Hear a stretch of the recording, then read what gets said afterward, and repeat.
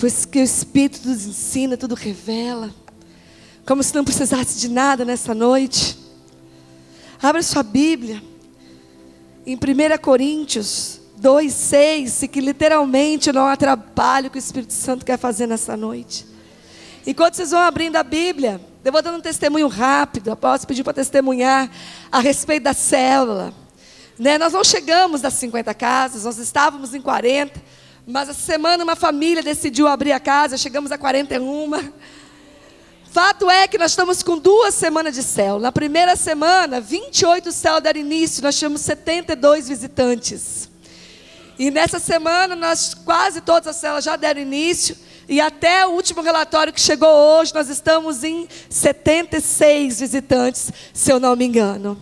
Mais do que pessoas, o Senhor já fez milagres. E nós já estamos com testemunho de cura, já estamos com testemunho de porta de emprego, e o Senhor já está construindo uma história, está construindo e fazendo coisas poderosas no meio da célula. E eu quero louvar o Senhor por toda a casa, por todo líder que estão tão dedicados, se preparando, mandando os relatórios, nos mantendo informados, cumprindo os horários, as agendas. Está muito gostoso, está muito especial a célula esse ano. Amém? Obrigada, igreja. Vamos seguir. Até o final do ano teremos muitos testemunhos para contar.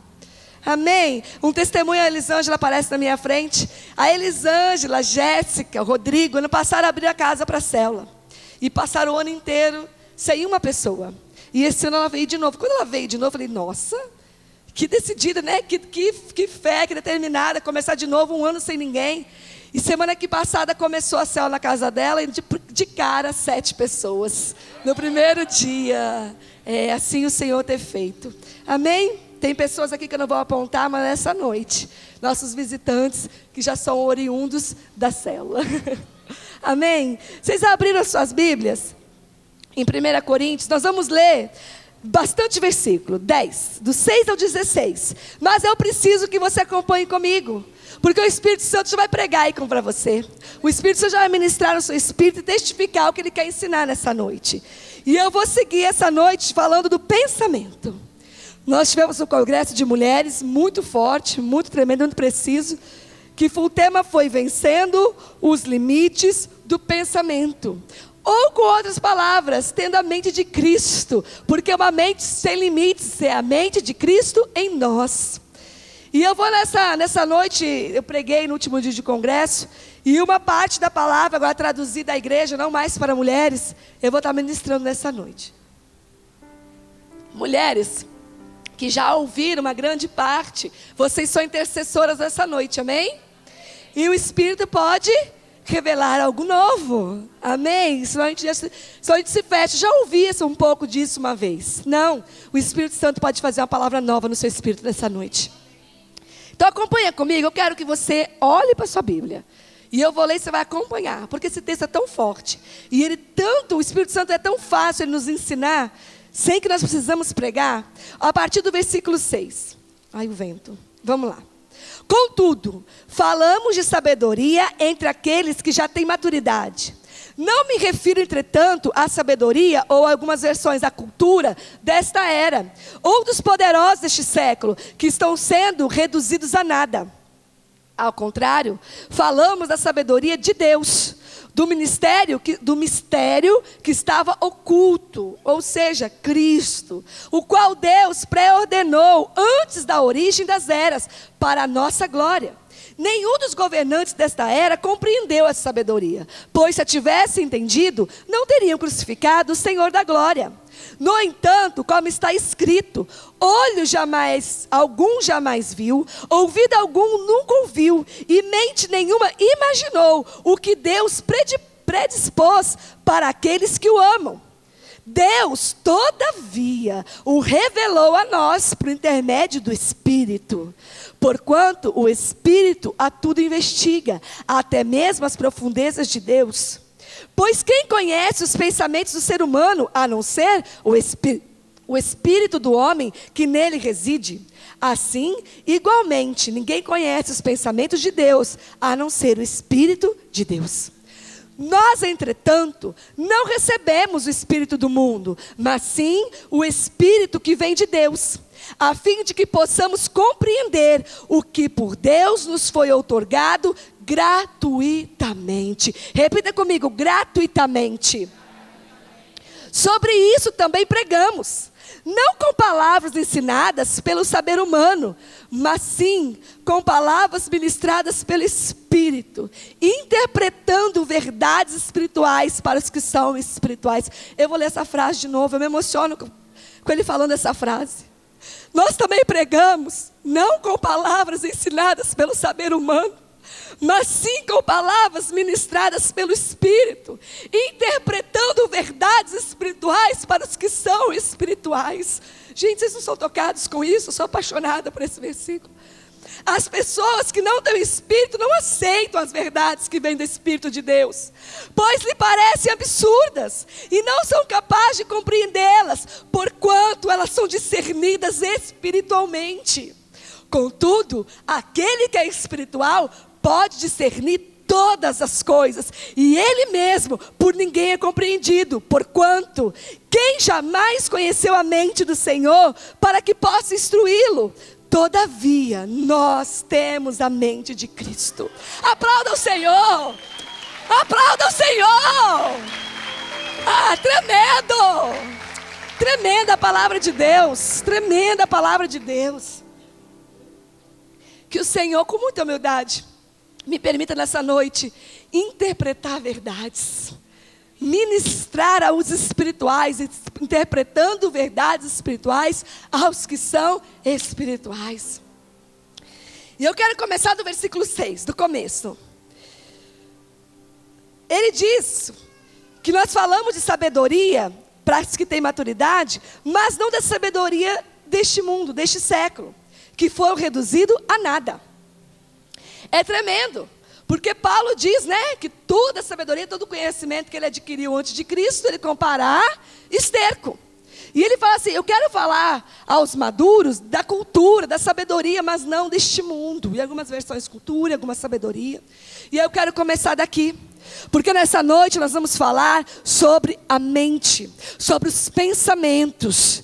Por isso eu preciso que você esteja bem atento. Por isso eu preciso que você dê bastante atenção à palavra ministrada. Que você não se disperse, porque a batalha é aqui, na mente. Para desviar nossa atenção, para que nós não tenhamos foco, nós não recebamos a palavra nessa noite. E quando nós falamos de mente, o Senhor quer nos levar a uma mente sem limites. Repita assim, mente sem limites. Isso não é uma coisa sobrenatural. É sobrenatural, mas não inacessível. É algo que já está em nós. É a mente de Cristo operando em nós.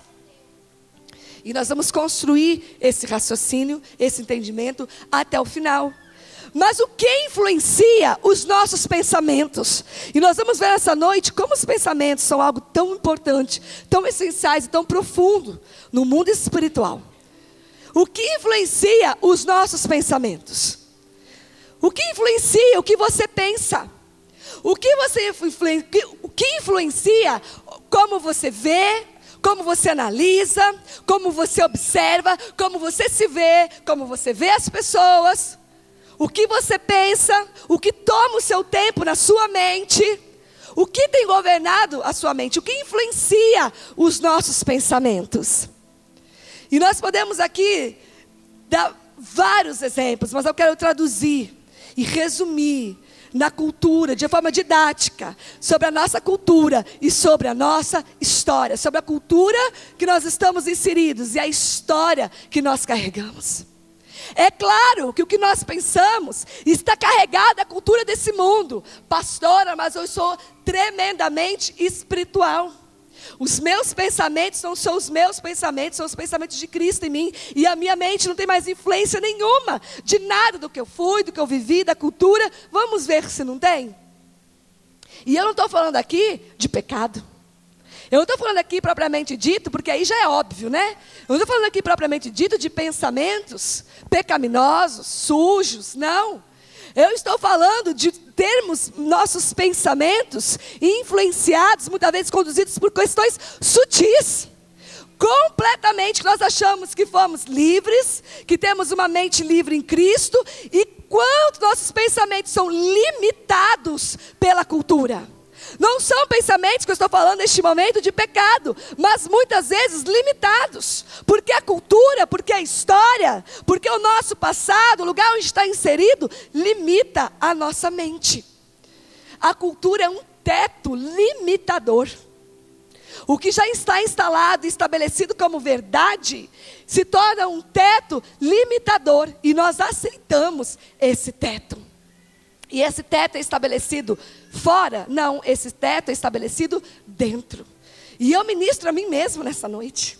E eu ministrei essa palavra, muito dela já a mim mesma. O teto está aqui. O limitador está aqui. Pensa comigo aqui. O Espírito Santo me mostrava um cenário assim.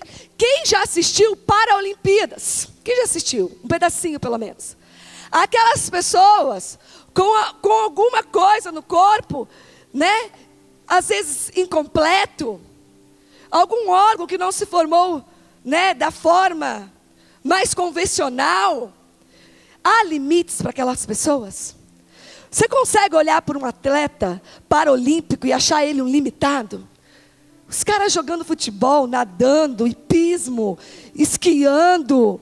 E quantas coisas eles fazem? Quantas pessoas paraplégicas são pintores que pintam com a boca, um pincel na boca, pessoas tremendas. Nós temos um exemplo mundial, né? Aquele rapaz que só tem o tronco e a cabeça, e é um escritor de livro, um palestrante, eu não sei falar o nome dele de cabeça, que é famoso. O corpo, o nosso corpo, não é limitador. Não é algo que nos limita. A nossa história, a nossa vida financeira não é. Quantos exemplos nós todos poderíamos citar de pessoas bem-sucedidas que começaram do nada? Que não são filhos de pai rico, que não estudaram nas melhores faculdades, e são gênios, são pessoas bem-sucedidas, próximas, colocaram a mão em alguma coisa para fazer e foram extremamente bem-sucedidos. E o que fizeram não tem nada a ver com a sua cultura, contrapõe a sua história, contrapõe ao acesso que teve à educação, a recursos, contrapõe. Finanças não são, de forma alguma, limitadores. O que nos limita está aqui. Coloca a mão assim, ó, o meu limitador está aqui. Muitas vezes, na maioria das vezes, Satanás não precisa colocar obstáculos externos para nós. Satanás precisa ter o trabalho de sair fechando portas e colocando obstáculos externos. Ele nos paralisa aqui. Ele nos convence que a gente não pode, que a gente não sabe, que não vai dar certo, que não é para nós. E ele nos paralisa sem o mínimo esforço externo. Só com dardos, só com setas. Isaías tem um versículo que nós conhecemos muito. Não precisa abrir para ser rápido. Nós já lemos ele foi traduzido em Coríntios. Isaías 43 diz assim: quem teve acesso à mente do Espírito do Eterno, instruiu-lhe com seus conselhos. Quem acessou a mente de Deus? E aí Coríntios, nós lemos no versículo 16, ele chama esse versículo de volta. Ele faz referência a esse versículo. Ele diz assim: quem jamais conheceu a mente do Senhor para que possa instruí-lo? Ele puxa o mesmo versículo de Isaías. Só que agora, no Novo Testamento, no Novo Pacto, ele responde: todavia, nós temos a mente de Cristo. Isaías já havia feito essa pergunta: quem pôde conhecer a mente do Senhor? O Antigo Testamento já tinha falado que os pensamentos são mais altos, que nós somos inatingíveis, inacessíveis. Mas aí, Paulo já vem em Coríntios respondendo que estava oculto, que a mente nenhuma imaginou, mas todavia o revelou a nós por intermédio do Espírito. Tudo que estava oculto foi a nós revelado por intermédio do Espírito. Realmente, Isaías falou uma verdade: ninguém pôde conhecer a mente de Cristo, até que o Espírito a nós foi liberado através de Cristo. E hoje nós temos a mente de Cristo sobre nós, em nós.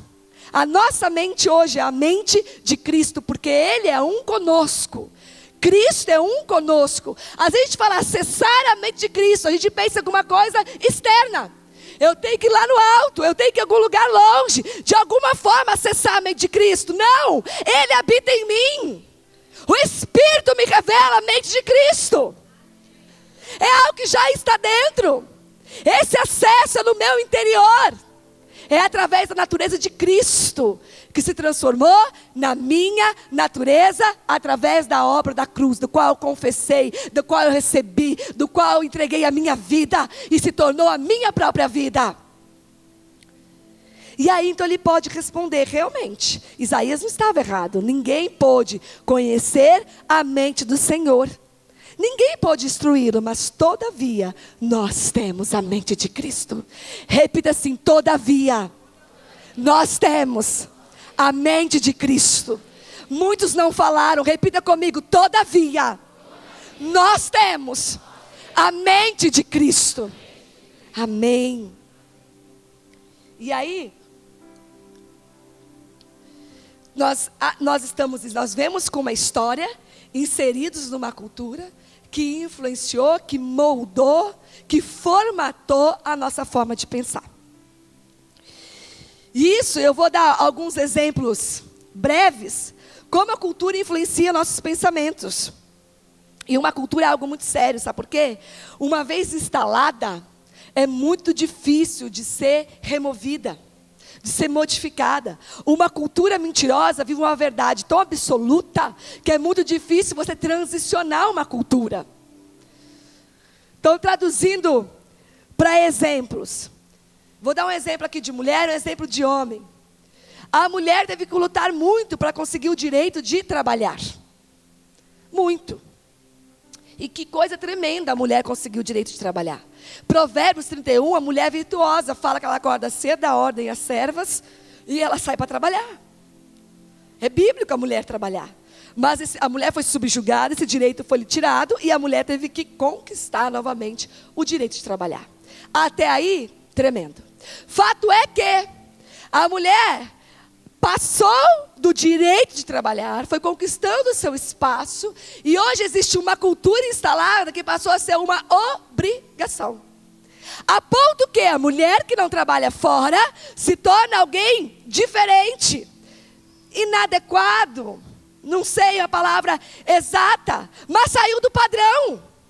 Se uma mulher toma a decisão de deixar o mercado de trabalho, uma carreira, porque ela se casou, teve filhos, quer por um tempo cuidar dos seus filhos, ficar na sua casa, quais são as frases que a gente ouve?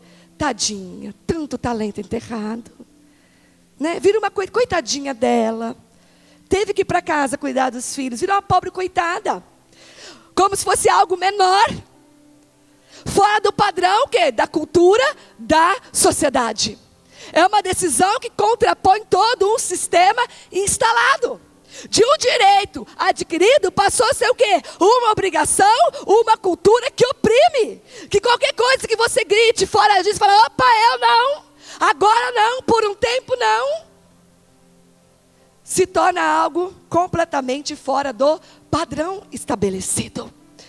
Tem que contrapor um sistema para uma mulher se ver no direito de passar um tempo em casa cuidando dos seus filhos. E se torna quase um ser inferior, né? Uma cultura instalada torna-se um limite para o pensamento. A mulher tem até vergonha de dizer, né? Quando está lá na licença maternidade. Gente, isso foi tão transformado na minha vida. Estou falando do que eu vivi. Eu vou falar um pouco depois de mim, mas fui tão projetada, me projetei para uma carreira profissional, tinha que estudar, e tremendo, estudei, e trabalhar, e crescer profissionalmente, tudo maravilhoso, tudo propósito de Deus, tudo vontade de Deus, até que um dia, eu ainda trabalho, ainda sou uma profissional. Até que um dia sempre tive um discurso, não, a mulher tem filha, mas ela continua trabalhando e a vida segue normal, e papapá, que faz parte, que ela consegue, até que um dia, até grávida, eu ainda acho que tinha esses pensamentos, até que um dia saiu o Pedro de dentro de mim, até que um dia veio para o meu colo, e eu na licença maternidade, eu olhava para o Cristiano, eu olhava para o Pedro, eu olhava para o Cristiano, eu pensava no propósito, falei, gente do céu, Deus teve misericórdia de mim. E eu orei muitas madrugadas, falando, Senhor, não consigo deixar alguém tão indefeso que precisa de mim para tudo, para viver. Eu só não sou o ar que ele respira, mas eu sou o alimento, eu sou tudo, nesse momento. E Deus convergiu as coisas, consegui conciliar as coisas. Trabalhar menos, meio período. Eu fui extremamente abençoada por Deus. Mas isso, eu vou falar depois sobre isso. Você pensar o que eu pensava sobre isso e o que eu vivi. E eu falo para as mulheres qual é o conselho. A gente tem um problema sério em nós. Um problema sério em nós que se chama Espírito Santo. Que nos leva à verdadeira identidade da mulher. E nos coloca genuinamente no papel de que nós somos chamados para ser. A nossa identidade é completamente alinhada com o que foi gerado desde sempre em Cristo. E a gente descobre a nossa verdadeira natureza. E isso muda tudo em nós. De tão distorcida que nós estamos. Mas eu vou falar isso mais na frente. A cultura se instala e ela se torna algo tão forte que hoje, é normal. Quem vai falar num meio social, fora do ambiente cristão, que um homem vê uma revista de mulher nua, é errado. Chega a ser ridículo, não chega? No mundo. Chega a ser ridículo. É uma cultura tão instalada que é normal. O homem pode ter sua esposa, sua namorada, sei lá. E ele também vê as suas revistas. E ele também passa na banca e compra lá a tal da revista. E ele até vê a revista quando namora com a sua esposa. Ó, que coisa linda, que normal. É cultura instalada. E que o homem tem mesmo que olhar as mulheres, que o homem comenta mesmo, que o homem é caçador, que pornografia faz parte do homem. É tão instalada essa cultura que falar que isso não é assim, a natureza do homem não é assim, o homem não foi criado genuinamente por Deus para ser assim, que chega a ser ridículo, eu acho, no meio dos homens, fora de um ambiente cristão. Cultura, pura cultura. Nem tudo que é cultura é verdade. E essa cultura nós vimos crescer e se tornar o que se tornou debaixo dos nossos olhos. Mas quantas culturas nós já nascemos nela, que foram simplesmente culturas de um tempo. Sabe uma? O beijo antes do casamento. Que a gente se arrepia tanto com a corte. Mas é algo, quantos anos, quem sabe me precisar, o apóstolo aí falar muito? Não sei. De um século. Cai isso o quê? Faz assim, pastor, é verdade? É tão absurdo falar que o beijo é para depois do casamento? Isso é cultura. Beijar antes do casamento é cultura. De 100 e poucos anos atrás. Em dado momento da história, instalou-se essa cultura. Só que nós já nascemos nela. Então, para a gente contrapor isso, a gente arrepia os cabelos. Outra cultura. Hoje é uma cultura muito forte. E olha como que a cultura é algo sério. Meu corpo, minhas regras. Quem já ouviu essa frase? Tá na moda. Para onde está caminhando essa frase? Aborto. O que acontece aqui, eu decido. Meu corpo, minhas regras. Toma uma proporção tão grande que se Deus não tiver misericórdia da nossa nação, ganha força de lei. Meu corpo, minhas regras. Vira uma lei. Eu decido o que eu faço com o meu corpo. Se eu quiser ter um filho, eu tenho um filho. Senão eu aborto. Vou pular bastante coisas aqui. E aí, falando ainda de cultura, tem uma palavra que eu ministrei aqui, que é uma palavra do apóstolo Cristiano, que eu não paro de ministrar, Depois que eu ministrei a palavra dele, eu continuo ministrando agora essa parte várias vezes. Já falei na célula dos jovens, já falei aqui. Mas é tão tremendo. Sobre, quando ele ministra, eu ministrei aqui no congresso dos 5 ministérios, sobre Adão ter dado nome. Porque isso também influenciou completamente a nossa cultura e influencia os nossos pensamentos. Influencia a nossa mente. Então nós aprendemos aqui que Adão, nós sabemos, está lá em Gênesis, Adão foi comissionado por Deus, Deus atribuiu a ele a função de dar nome. E aí a gente pensa assim, Adão deu nome para os peixes, para as aves do céu, para os animais, não foi isso que Deus falou? Então Adão teve essa atribuição de dar nomes. Só que, obviamente, Adão foi o primeiro homem. Ele deu nome a todas as coisas. Ele não deu nome só à planta, à árvore, a bicho, à florzinha. Não foi só isso que ele fez. Adão deu nome a tudo. A humanidade foi dando nome a tudo. E dar nome é muito mais do que olhar para um bichinho e falar assim, esse aqui é fofinho, é gatinho. Esse daqui é poderoso, é forte, é um leão. Dar nome é dar função. atribuição, muitas vezes dá valor. Tudo isso está ligado a dar nome. É isso. Tudo isso está ligado a dar nome. Qualquer coisa faz assim. Gente, pregar a palavra do homem na frente do homem. Outra vez que eu preguei, ele não estava sentado aqui. Tudo isso está ligado a dar nomes. Só que tem um detalhe nessa história. Adão tinha uma mente ilimitada. Tinha a natureza de Deus nele, criado por Deus à imagem e semelhança. E nós sabemos o que aconteceu. Teve a história lá da serpente.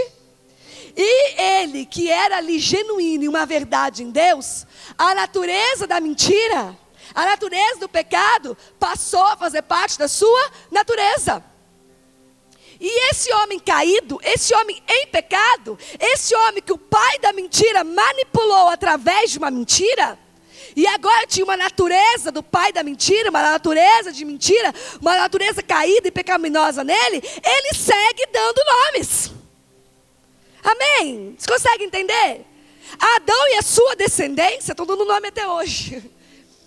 A natureza adâmica está dando nome até hoje. Está definindo padrões, cultura, ditando regras, até hoje.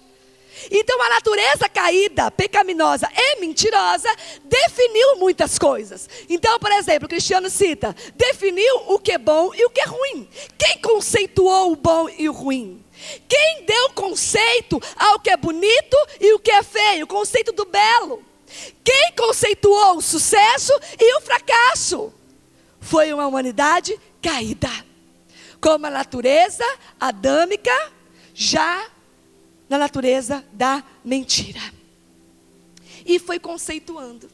E isso virou uma verdade. E esses conceitos tomaram um padrão, um formato, a qual eles influenciam nossos pensamentos. Influencia até hoje o meu e o seu pensamento.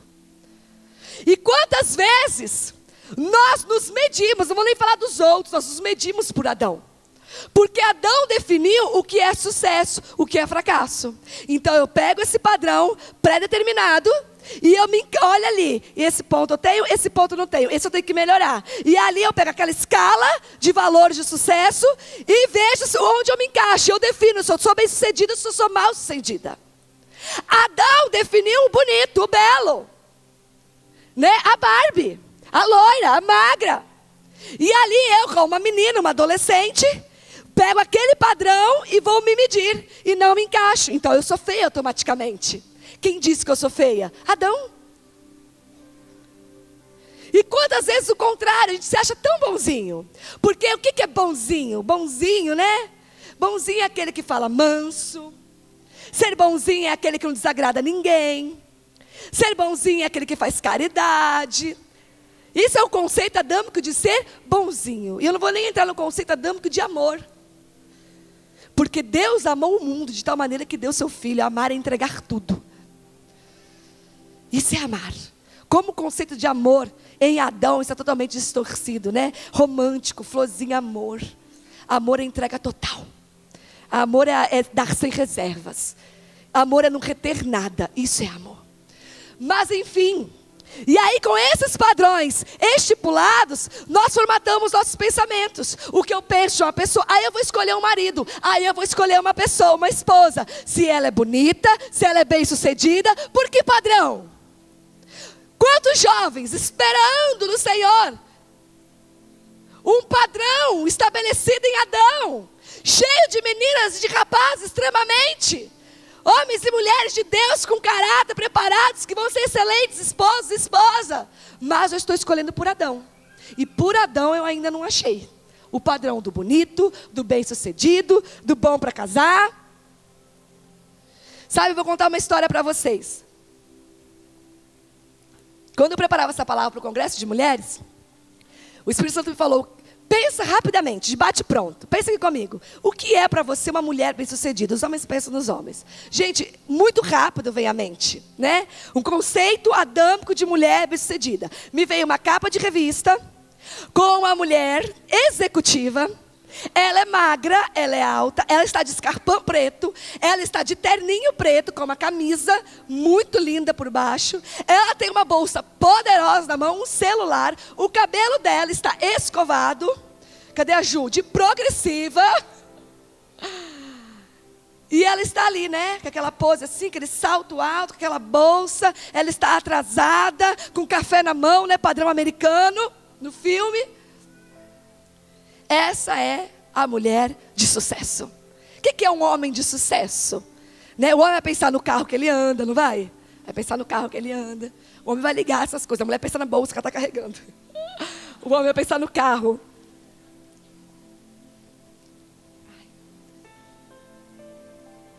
E aí, eu tive uma experiência engraçada. Eu fui para São Paulo com o André dirigindo, fui com a Eliana, a pastora Eliana e a Isabela. E a gente foi conversando. E ali, acompanha aqui para mim, você vai se enxergar nisso. E ali nós paramos no posto, um posto mais tradicional que todo mundo passa para tomar café quando vai para São Paulo. Muito cheio de gente sempre, porque quem está indo e vindo na Dutra, né, quem faz negócios, Dutra São Paulo, está sempre parando ali. Fica à direita ali, enfim, é a última parada antes de você entrar em São Paulo, propriamente dito. E é um lugar que eu muitas vezes parei na vida. Porque através do meu trabalho, muitas vezes eu fui para São Paulo. E a gente sempre parava ali e me trouxe muitas lembranças. E eu falei com as meninas assim, eu falei, gente, eu já parei tantas vezes nesse posto. E eu falei assim, mas em outro tempo. Né, com outros destinos, né? Eu até contei para elas, destinos como a sede do Santander em São Paulo, dos prédios mais tops da capital, né, indo quase no último andar, falar com não sei lá com o bambambam do bambambam, que ia servir um café para mim, né, para nós, para os envolvidos ali na reunião. E eu até falei com elas, né, não brincando, mas uma verdade. Eu falei, e eu estava vestida com uma roupa que eu mesma comprei na Europa, e na minha mão tinha uma bolsa que eu mesmo trouxe da Europa, com um perfume que eu mesma comprei nas minhas viagens para a Europa. E assim era eu passando no posto. E naquele dia eu estava com as meninas numa chuva, com o cabelo, não tinha feito a progressiva na Sheila ainda, com um rabinho horroroso. E eu brincando com elas com uma sapatilha muito mais para lá do que para cá. Indo para um destino completamente diferente, mas algo tremendo, algo do reino, né? Mas falando em padrões adâmicos. Um outro tempo, agora menos em forma, mãe de 2 filhos, né? O escarpão virou sapatilha. As mães entendem o que eu estou falando, né? As roupas não são mais da Europa, elas já se acabaram. E eu falei com elas, se é uma pessoa que não tem a sua identidade revelada em Cristo, que não sabe quem é Ele, que não sabe discernir tempos, que não sabe quem é nele, que não conhece os seus moveres, numa dessa pira. As pessoas não dão conta dos altos e baixos. E eu vou falar desses altos e baixos, que para mim não tem nada de baixo, mas, né, falando padrões adâmicos. Aquela lá era uma mulher de sucesso. A de hoje em Adão não é. Num olhar adâmico, a de hoje não é uma mulher de sucesso. Mas, num olhar adâmico, a partir de Adão, aquela era. E se a gente se mede por Adão? E se a gente não sabe quem nós somos e não entendemos os tempos de Deus na nossa vida? Não ter as mesmas coisas, viver as mesmas coisas, nos faz ansioso, depressivo, frustrado. E coisa triste é não entender a realidade. Se eu tivesse, vou falar sobre a realidade. Se eu tivesse em mim a definição de sucesso baseado na cultura desse mundo, aquela de antes era uma mulher de sucesso e essa agora era uma mulher de fracasso. E eu vou te dizer, as duas são de sucesso em Cristo. Porque as duas, no seu tempo, estavam exatamente no centro da vontade de Deus. Naquele tempo, era aquilo que Deus tinha para mim. E nesse tempo, é isso que Deus tem para mim. Não tem sucesso e fracasso, tem tempos. Tem moveres, tem processos. Mas quem eu sou não está nada relacionado aos países que eu pude visitar, a roupa que eu já andei, aos prédios que eu já visitei, ao gerente de banco que já me bajularam. Quem eu sou está definido em Cristo, a mente dele me define. Por isso que nada abala o nosso exterior e quem nós somos. Ele é a minha verdade. E eu sou uma verdade nele. A verdade que eu sou não está ligada a nada externo. Não está ligada a nada ao ter, ao possuir, ou situações. E sabe, sucesso e fracasso está na palavra do apóstolo Cristiano, também eu ministrei. Ser bom está ligado a fazer ou não a vontade do Pai. Jesus disse, um dia chegaram para Jesus e falou: jovem rico, bom mestre. Ele disse: eu não sou bom. Por que você me chama de bom? Bom é o Pai que me enviou. Por que o próprio Jesus não se definiu como bom naquele momento? Porque ele ainda não tinha cumprido a vontade do Pai que o havia enviado. Bom ele foi quando ele morreu na cruz e foi até o último minuto obedecendo e cumpriu em integridade, na totalidade, o propósito de Deus para a sua vida. Ali ele foi bom. Bom é fazer a vontade do Pai que me enviou. Repita assim comigo: bom é fazer a vontade do Pai que me enviou. E muitas vezes isso você não vai ser bonzinho. Muitas vezes vai confrontar o sistema, contrariar pessoas. Muitas vezes você não vai ser tão aquela cara de bonzinho padrão Adão. Muitas vezes fazer a vontade de Deus requer ter decisões drásticas. Decisões que as pessoas naturais não entendam, porque são naturais. Quantas decisões nós tomamos, atitudes que confrontam o sistema, confrontam a família, contrapõem o que está instalado. Que nós não temos cara de bonzinho, mas estamos fazendo a vontade do Pai, sendo bom.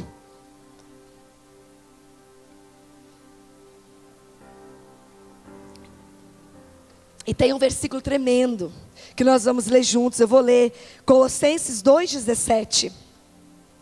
Falando sobre realidade. Porque conhecer a realidade é algo importante. Colossenses 2,16, 17. Olha que versículo tremendo. Acompanha comigo. Portanto, ninguém tem o direito de vos julgar pelo que comeis ou pelo que bebeis, ou ainda com relação a alguma festa religiosa, celebração das luas novas ou dos dias de sábado. Esses rituais são apenas sombra do que haveria de vir. A realidade, todavia, encontra-se em Cristo. Gente, não precisa pregar mais nada. Ninguém, não se permita ser julgado por o que você veste. Não permita ser julgado pelaquilo que você come ou bebe, pelas coisas externas, pelas coisas materiais, por aquilo que o mundo, o padrão adâmico julga. Não permita ser julgado por isso. E às vezes nem são julgamentos externos, são nós mesmos que nos julgamos por isso. Mas todavia, a nossa realidade é Cristo. Conhecer a realidade é algo importante. Sabe por quê? Olha aqui para mim. Se eu não entendesse de realidade, eu estaria hoje em outro tempo da minha vida, em outras condições financeiras e me endividando para continuar tendo o mesmo sapato, a mesma bolsa, a mesma roupa, não é assim?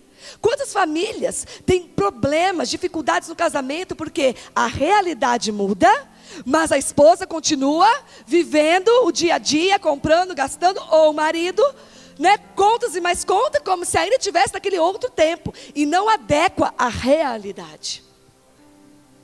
A realidade tem que ser conhecida. Olha para mim agora. Nós precisamos conhecer a nossa realidade. O problema está quando ela se torna o nosso limitador. Conhecer a realidade não é fazer dela minha limitação na minha mente. Eu preciso sim conhecer, entender os tempos e conhecer a realidade, mas ela não pode me limitar.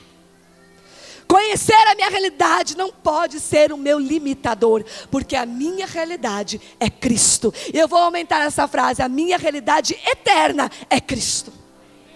Ele é a minha realidade do amanhã. Ele é a minha realidade do depois de amanhã. Conhecer a realidade não significa que você vai ficar do mesmo jeito a vida toda. Porque a minha realidade eterna é Ele. E nele todas as coisas já se fizeram.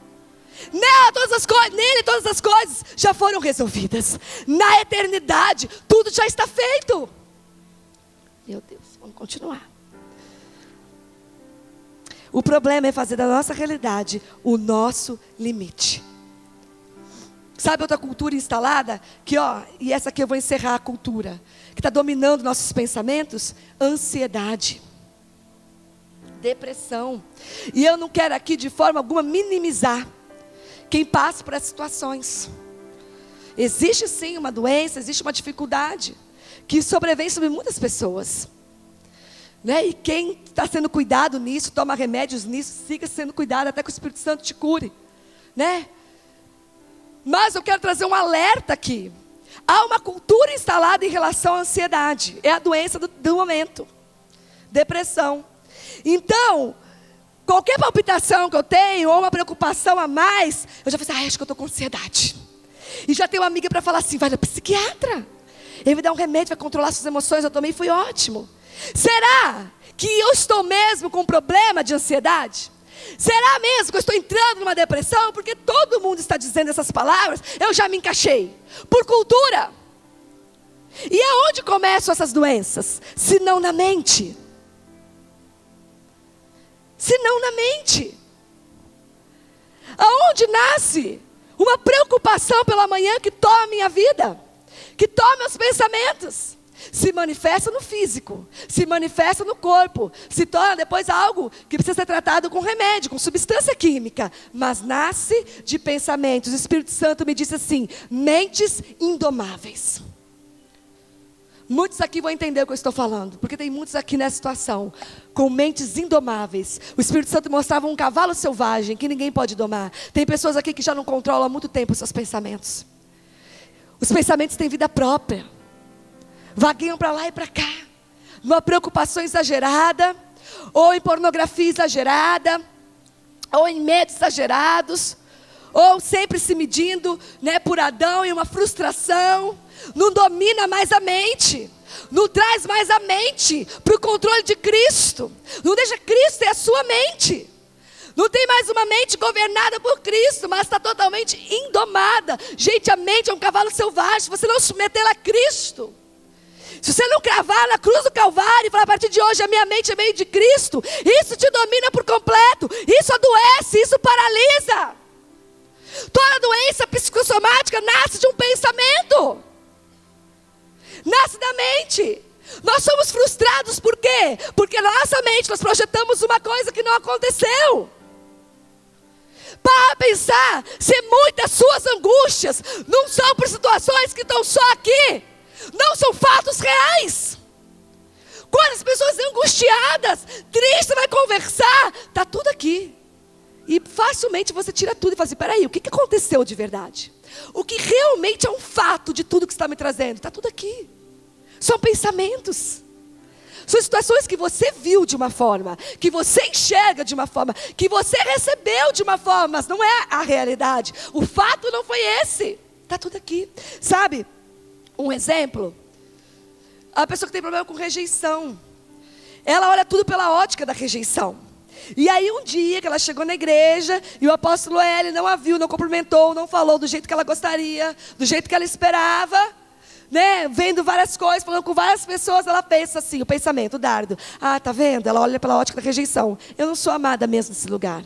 Eu acho que eu não me sinto mais em paz. Aqui eu não me sinto mais como a minha casa. Por que você não sente mais como a sua casa? Porque em um momento, um ministro não falou com você da forma... O seu olhar está através de Adão, a rejeição que foi aberta na sua vida lá atrás.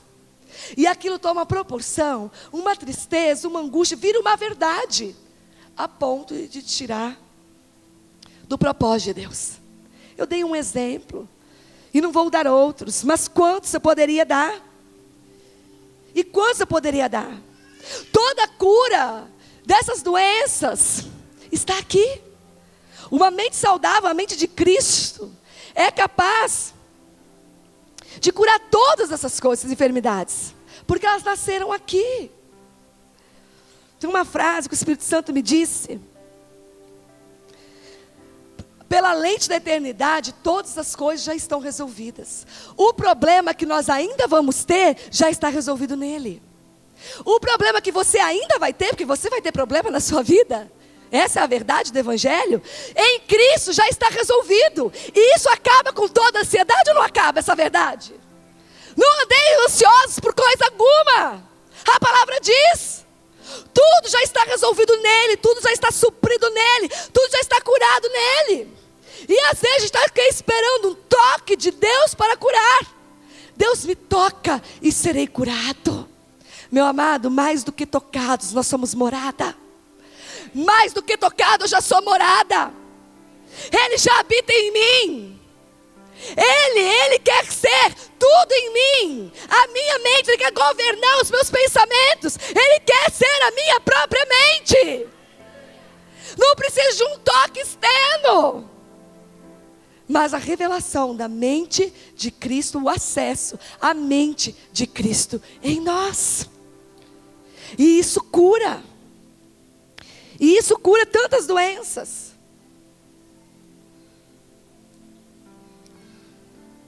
Fala assim comigo: a mente de Cristo é o remédio que eu preciso. É a cura que nós precisamos.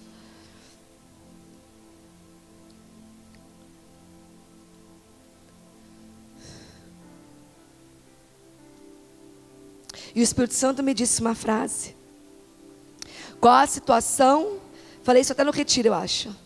Qual a situação? A lente da eternidade nos dá o tamanho real do nosso problema. A situação real do nosso problema. Vencidos em Cristo. Qual o tamanho do seu problema? Ao natural, pequeno ou grande, tem o mesmo tamanho. Vencido em Cristo. Qual o tamanho da sua dificuldade? Vencido em Cristo. Qual o tamanho da sua enfermidade? Vencido em Cristo. Qual o tamanho da situação que você tem que enfrentar essa semana? Vencido em Cristo. Qual o tamanho do problema que você ainda não conhece, que ainda vai surgir? Vencido em Cristo. Tudo está vencido nele. Esse é o tamanho dos nossos problemas. Esse é o tamanho dos nossos problemas. Eles não têm outro tamanho.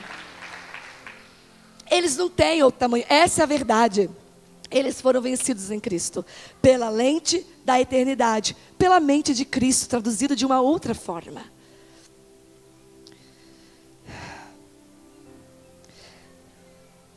As doenças da alma nascem de uma visão distorcida. Muitas vezes as doenças da alma nascem de uma visão distorcida. E o corpo só grita por não suportar o que a mente tem produzido.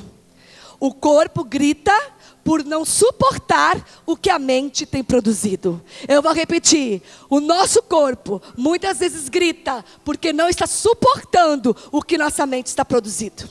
Os comandos que ela está enviando. O corpo muitas vezes não suporta e grita. E as mentes indomáveis constroem cenários. As mentes indomáveis, basta uma palavra, uma frase, e ela interpreta através da sua rejeição, através da sua história, das dificuldades da sua alma, pelo seu egoísmo, que é tudo para você, que é seu centro de tudo. Interpreta uma atitude, um andar, uma fala, uma reação de uma pessoa, já produz todo um cenário, né? Numa mente distorcida, uma mente doente, um homem casado, que está entrando no motel sem a esposa, o que ele vai pensar? Adultério. Na mente de Cristo, ele pode ser um vendedor de água mineral, que foi atender um cliente. Entende? Tudo a partir da lente, por qual nós enxergamos todas as coisas. E eu vou repetir algo aqui. Tem muitas pessoas neste lugar entristecidas e sofrendo por situações irreais. São interpretações. Está só na mente. Está só na mente. Só é uma verdade na sua mente. Não é uma verdade, de fato. E a Bíblia fala aqui, onde nós lemos em 1 Coríntios 2, versículo 11 e 12, eu não vou ler de novo. Mas diz que os pensamentos do ser humano, que quem conhece os pensamentos do ser humano? Ninguém conhece os pensamentos a não ser de Deus. O homem conhece, o homem carnal, conhece o homem adâmico, da natureza adâmica, conhece o quê? Os pensamentos do homem que nela reside. Mas os pensamentos, possamos compreender o que por nós foi de forma gratuita outorgada, só através da mente de Cristo. A mente de Cristo vai trazer ordem à tua mente. A mente de Cristo não são duas mentes. Se eu falar assim fica estranho, porque você vai sair entendendo que são duas mentes. Não, você não tem a sua mente, a mente de Cristo. Como você não tem mais o seu espírito, o espírito de Deus. Nós somos um com Ele. Amém. A mente de Cristo vai deixar por completo os seus pensamentos ordenados. Eu achei uma frase que fica mais corretamente de ser falada. A mente de Cristo vai trazer ordem aos seus pensamentos indomáveis. Coloque a mão sobre a sua mente e repita assim: a mente de Cristo ordena agora os meus pensamentos. Agora você vai falar com autoridade. Deixe sua mão sobre sua cabeça. Fala assim: mente de Cristo, ordene agora os meus pensamentos. A verdade me governa. A verdade me governa. E os meus olhos enxergam através da lente da eternidade, que é Cristo, que venceu todas as coisas, inclusive a morte, o pecado, a doença. Nele tudo se fez novo, inclusive a minha mente, em nome de Jesus.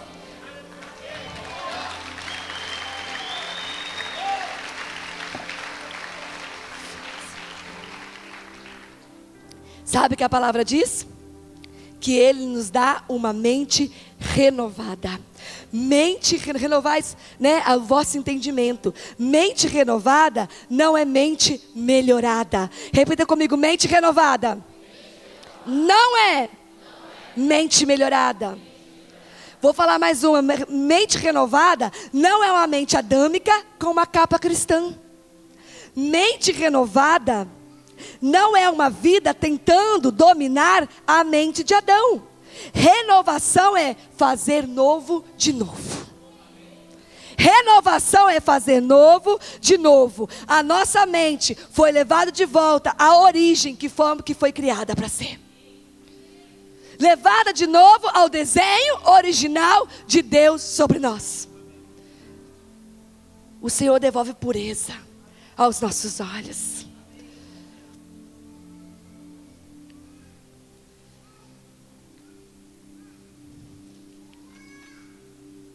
Cheguei na última. Deixa eu ver como que eu pego o gancho aqui. O pecado, hoje não dá para entrar nisso, mas o pecado foi o grande limitador da nossa mente. Ele nos deu uma lente completamente distorcida, né? A partir do pecado, todas as coisas foram distorcidas, né? Do plano do desenho original de Deus. E o versículo 12, um dos que a gente leu aqui, diz que em espírito nós podemos compreender o que são as coisas do espírito, e que por Deus foi nos outorgado, liberado de forma gratuita, gratuitamente. E quando nós temos essa mente no desenho original de Deus, tudo em nós é trocado. A nossa forma de ver, os nossos padrões, valores, os formatos são todos desconstruídos. Né? Como eu disse, a nossa identidade é revelada nessa nova natureza que é Cristo. Não é uma mescla de identidades, é uma nova identidade, é uma nova natureza. E isso muda tudo em nós. A nossa forma de pensar, a nossa forma de ver, os nossos sonhos.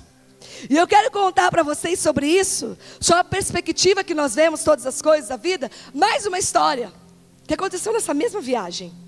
Né? Eu e a Eliana, rendeu conversa. Eu, a Eliana e a Isabela conversando. E nós começamos uma conversa que parecia engraçada. Tudo começou a partir da Eliana contar como ela conheceu o Alexandre. O Alexandre está aí? Não? Tudo começou a partir daí. E aí, contando de muitos anos atrás, jovenzinhos e tal, como que eram os sonhos, expectativas, perspectivas. E a partir daí a gente se enveredou numa conversa. Você vai se identificar nessa conversa. Acompanhe comigo. Eu vou falar de mim, vocês vão dar risada de mim, vocês vão todos se identificar. Eu vou ser aqui a bode expiatório, tá? Vocês vão dar gargalhada de mim, vocês vão rir de mim, vocês vão todos se identificar. Eu vou para a cruz.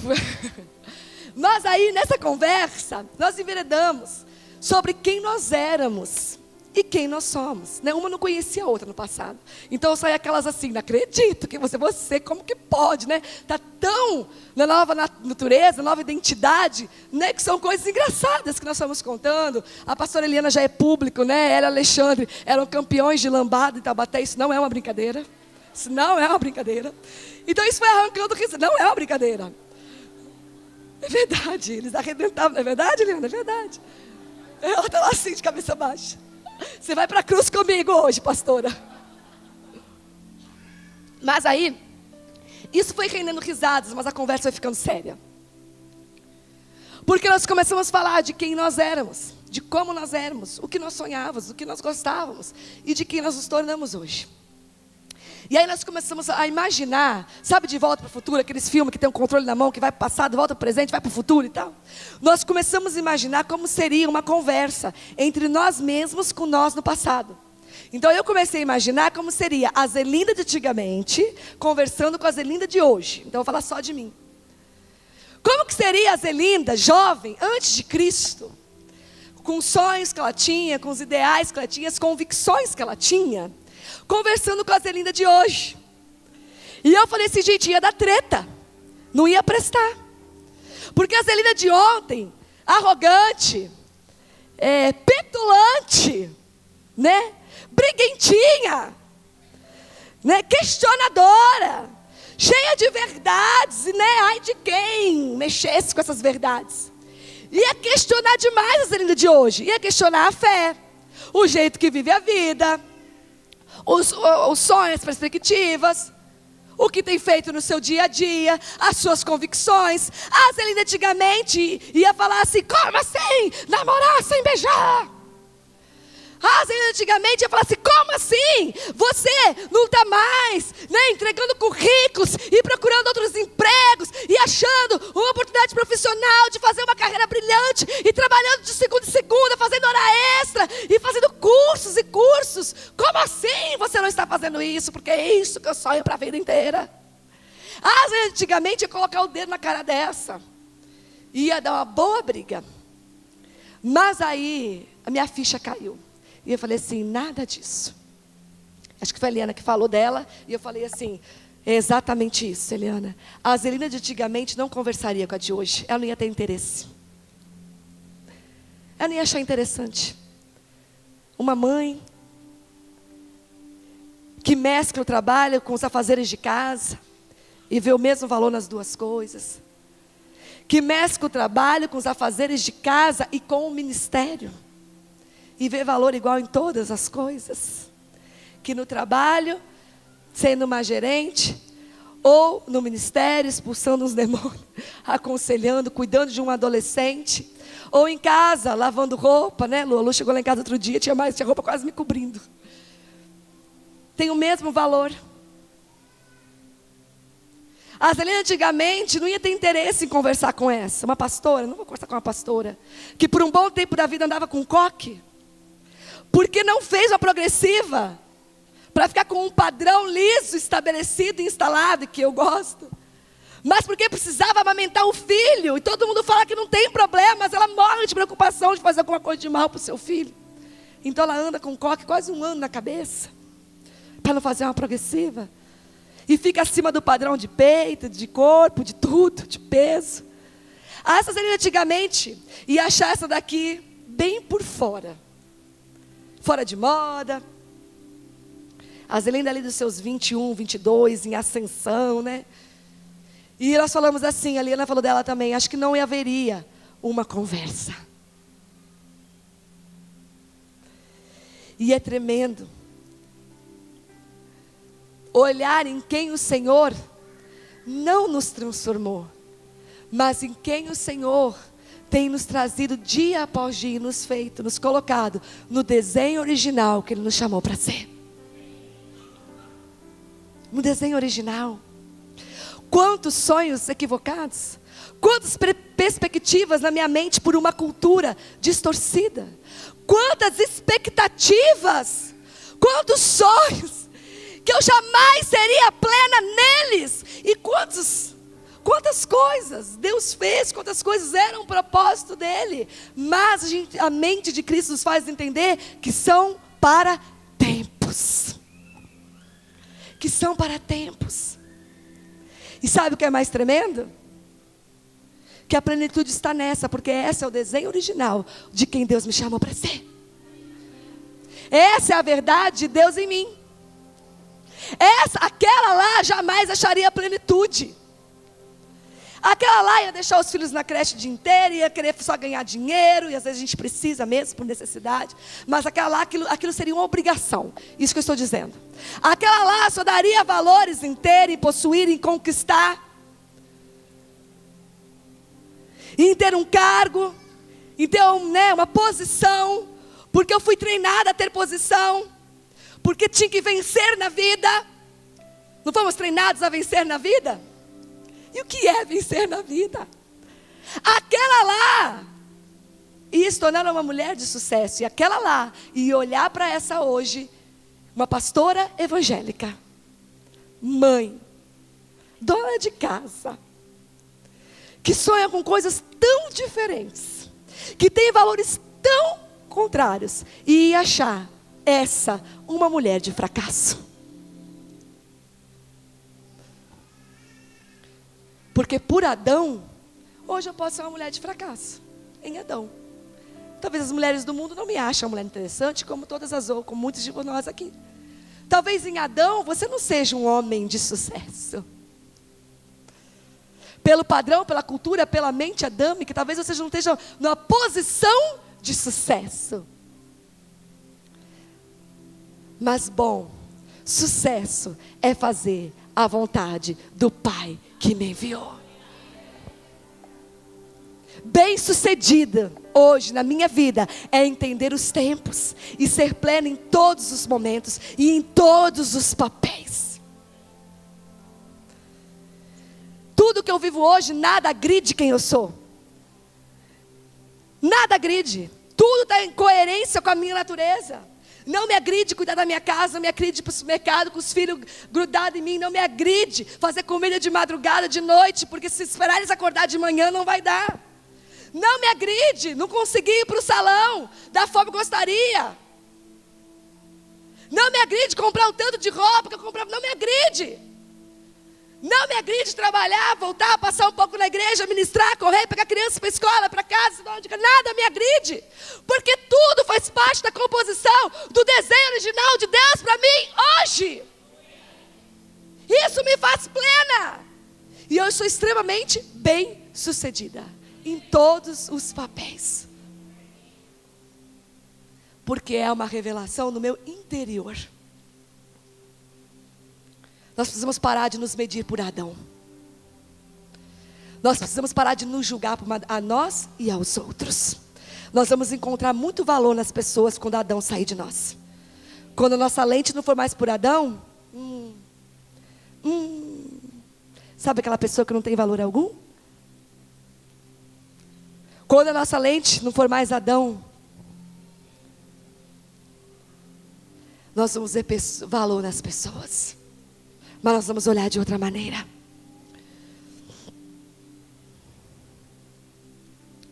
Quando somos inseridos na verdade, ela muda por completo nossos valores, nossa visão de todas as coisas, inclusive de nós mesmos. A verdade nos dá identidade e nos posiciona no desenho original de Deus para nós. Você vai repetir isso. A verdade nos dá identidade e nos posiciona no desenho original de Deus para nós. Você recebe isso? A verdade tem esse poder. A verdade é uma pessoa. Ela nos define. A mente de Cristo define quem somos. A mente de Cristo te define. Os pensamentos dele, que não são mais altos do que os nossos, não, porque a nossa mente é a mente dele, e os pensamentos dele, por mais altos que sejam, hoje estão acessíveis a nós. Os pensamentos dele nos definem, e não está distante de você conhecer os pensamentos de Deus, porque você tem a mente de Cristo. Fala assim comigo: os pensamentos dele me definem.